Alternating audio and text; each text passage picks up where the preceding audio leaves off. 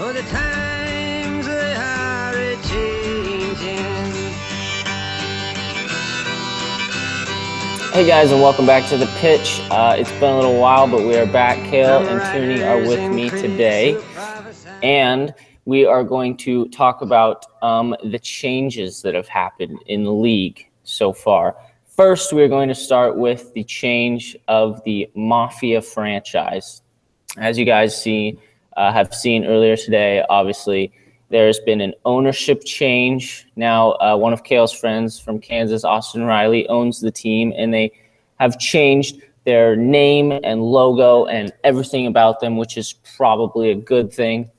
They are now the Kansas Lawmen, and you can take a look at their new logo right here. It should be up on the screen. And we'll talk about the other one later. First of all, Kale, you probably made this logo. What do you like your creation, and what kind of went into making this, and Austin's decision to be the Kansas Lawmen? Yeah. So in terms of the new rebranding and everything, I like it better than the Mafia actually, and I liked the Mafia logo a lot. But what went into the creation of the new branding of this franchise? Well, Austin Ryan, the new owner of the team, he basically just told me what he wanted, and we made some mock stuff and tried out different color schemes and all this different stuff, and then he came to a decision on the final thing that he wanted, and that's what was on the screen. I like that the colors are red, blue, and silver. They're actually the exact same color codes as the Patriots. I don't know if I view that, Brock, or anything, but it's actually the first team in league history to be red and blue, which is weird because that's a pretty common color scheme. Tierney, do you like the new rebranding? Yeah. I actually, because we had the mock ones that Kale sent or made up were actually sent to us, and we kind of voted on the ones we liked. And it wasn't my first choice, but I wasn't surprised that he went with the red and blue just because it is different. No one else has that. And it is weird to me, though, because the JAL brand and the flag behind you, Kale, is red and blue. And no one has, taken that. I know. It's and then you think about other pro sports, there's so many teams that are red and blue. So, I mean, I don't know. But I do like that he went with Kansas. He is from Kansas. That's why he lives in Oklahoma now, but he's from Kansas. So that's why he chose that to be the team's location name. But I'm glad he went with that, being from over there, instead of like his hometown over there or like a county over there or something like a lot of teams over here do. Because people over here know what, like Cowlitz, or Castor Rock. They know what it is because the league's based out here. But if he did that like over there, no one would know. So he could have put like a Missouri Express and made it, grander, and I liked that part of it at least. Yeah. The other, they kind of followed suit from what the Fog did a few days ago. As everyone knows, the Fog franchise got new ownership before last year, and those owners decided, okay, we're going to play one more final season as the Fog, and then we'll rebrand, and they became the Green Mountain Sasquatches. And everyone saw that a few days ago. So the Mafia owner, Austin Ryan, not the Mafia owner more, the Lawman owner, when he got the Mafia, he was like, we're going to do the same thing and change it. So, and they should, because I mean, it's everything. Yeah, it's a new thing. It's a new era. And, the Mafia didn't have the best name in the league. So I would have changed it as well. Well, it's kind of opposite. Like the Mafia, like bad guys and everything. And then now the Lawmen, it's like, Yeah. kind of funny. Yeah, I didn't think about that. That's true. Tierney, real quick, we're going to give it to you. Which of the two new rebranded franchises do you like the looks of more? The Mafia, the Green Mountain Sasquatch is obviously green and brown and all that. We've got them down here on the bottom, the logos and new colors and everything, and then the other one that we just talked about. I think that's hard because I really like the Sasquatch one. I like how it's placed inside the foot. I think that's really cool. No team's kind of done that before. But I like the colors of the Lawmen a little bit better. I just don't see brown as like a dominant color. I think that's a different choice. But I don't know. I think If I had to choose, I actually might go with this. The Squy, as we're going to call them, the Sasquatches. Yeah, Tierney decided that we needed, because Green Mountain Sasquatch, that's a long name. But Tierney decided that we have an abbreviated version of it. So we came up with some different ones. And Brock originally thought the plural to Sasquatch, Sasquy, not Sasquatches. So that It sounds correct. well, And you know what? Throughout these shows, I may call him the Sasquatch. I may call him the Squy. I may call him the Squazzies. I don't know. We'll I think see. Tierney wants to call them the Sassies. So Yeah, I like Sassies. We have multiple names Over for the them. years, They all mean the a same. lot of different nicknames for teams. So we'll see how. You know what though? None of this stuff really matters. All that matters is what teams do, right? In terms of like winning or losing. So now for the next few minutes, we're going to talk about who we think has a brighter future, who we think is going to do better, all those things. We can one of you two pick who you want to start with. I'll start. Well, and we'll start with the Agent Sas. market is not good this year either. That's another thing. Yeah, and we'll probably get into that. But we're gonna start with the Squazzies, the Squy, the Sasquatch, and we're gonna talk about them going forward.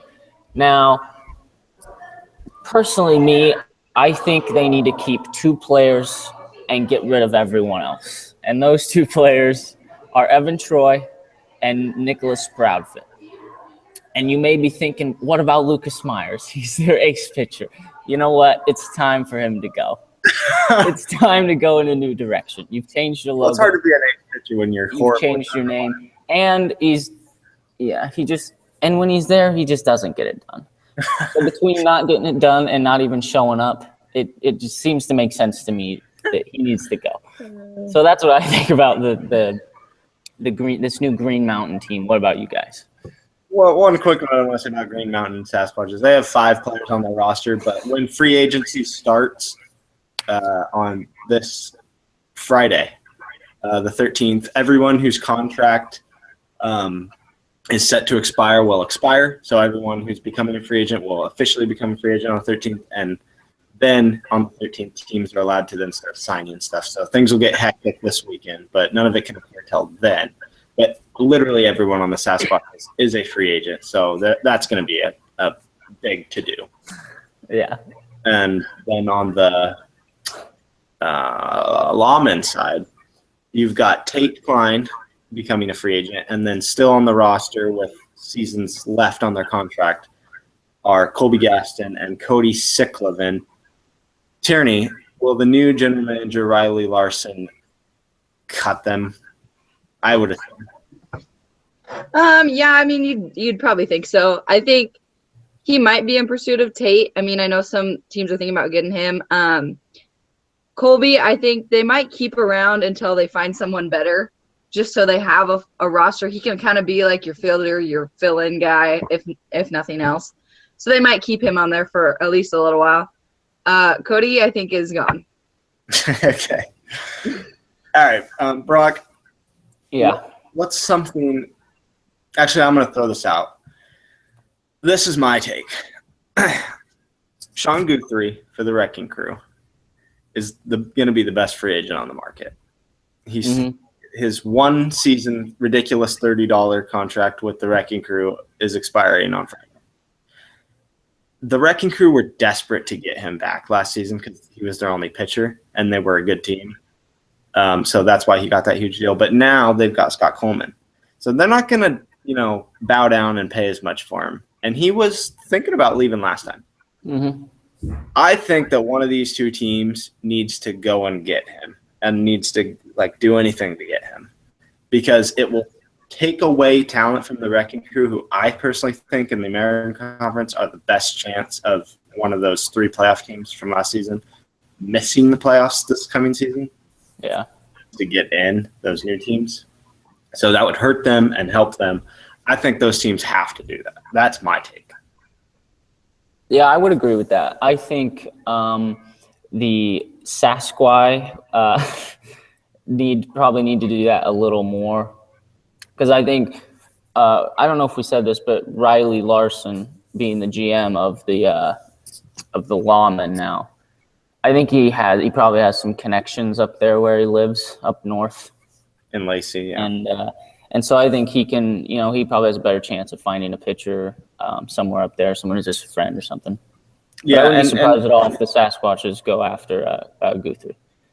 And I've been talking to Austin because I know Austin really well, and he was telling me that he was looking into some of the people who are going to be free agents this season, like Nick Proudfit and Evan Troy and Guthrie and all these different ones. And he was Tate Klein, thinking of all these different things they could do. But Riley, the general manager, was telling, hey, no, I kind of want to, I kind of think we should just invest in these guys I know up here in Lacey who would be high school rookies, and they won't cost anything, and we can go that route. And Austin was kind of thinking, yeah, I trust you with that, but I think maybe so. I don't know how that's going to play out. Tierney, what do you think? What do you think they should do?